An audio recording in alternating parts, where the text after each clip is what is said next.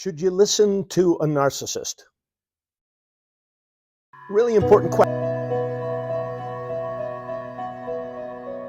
question, right? I'm Dr. David Hawkins from the Marriage Recovery Center and the Emotional Abuse Institute. This is a really thorny question. Should you listen to a narcissist? All right, push that subscribe button. Tell others about this video. It's going to be filled with information that you're going to want to think about, you're going to want to consider, and you're going to want to share with others. Should you listen to a narcissist? I have three possible answers for you. First answer, no. Oh, no. My boundaries are going to be so firm, so thick, so tall. No, the answer is no. And that's an okay answer.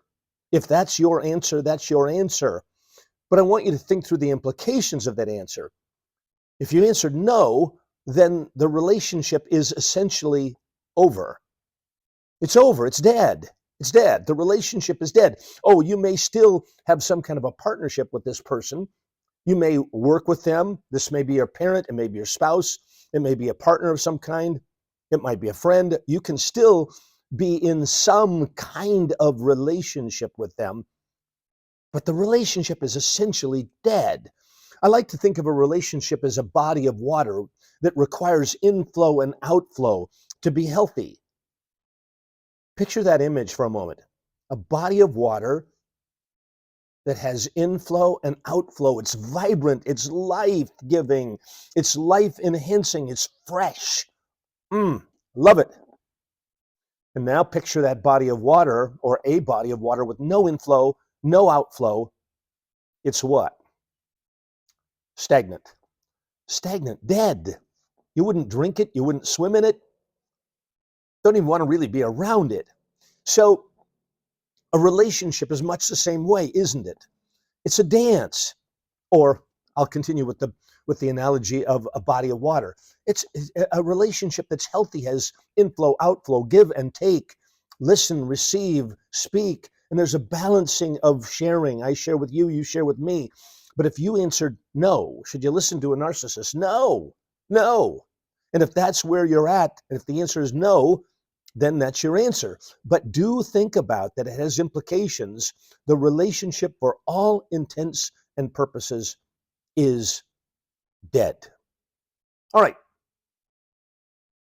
Second possible answer, yes. Let them influence you, let them impact you, yes.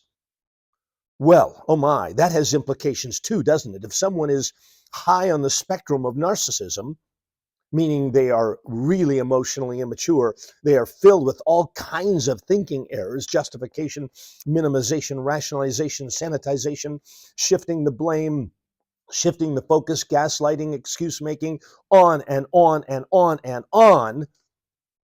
And if you answered yes, you're going to be in what I've called emotional quicksand. Emotional quicksand. Yeah, your head's going to be spinning. Conversations are going to be difficult.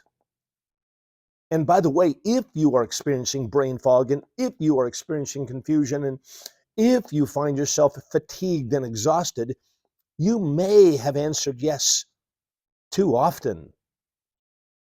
You may be too close to this person, this boss, this partner, this spouse, getting caught up in their thinking error swirl. All right, then what's the third possibility? Well, the third answer is sometimes, maybe, it depends.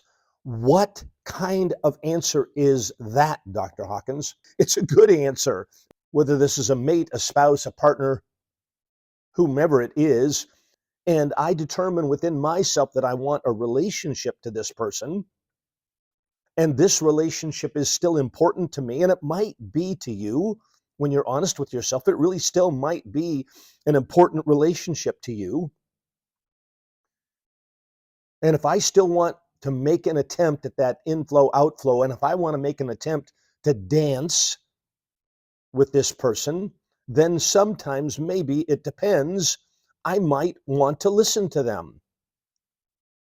And so, on a case-by-case basis, perhaps, sometimes, maybe it depends, I might listen to them. I might determine whether they have good intentions and whether they're making really what I would call good efforts to hear me, to validate me, to hold space with me, for me, to me. Sometimes, maybe. It depends.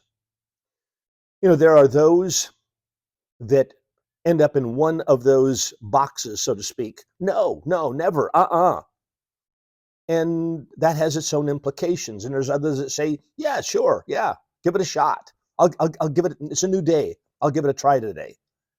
That's got implications too. For me, I think sometimes maybe it depends is where I might end up more often than not. Sometimes maybe it depends. And again, what does it depend on? It depends on me being in my core self.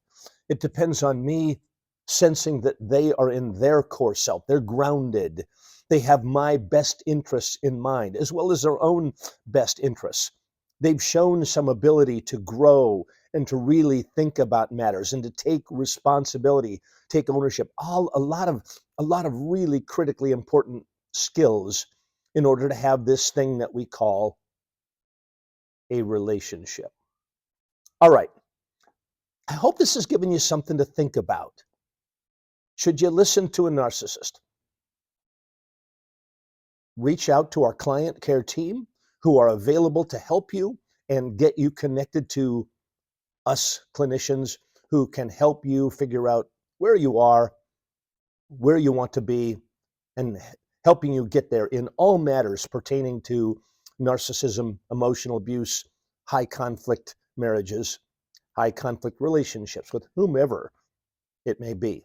All right. Again, thank you for watching and take care. And as always, God bless.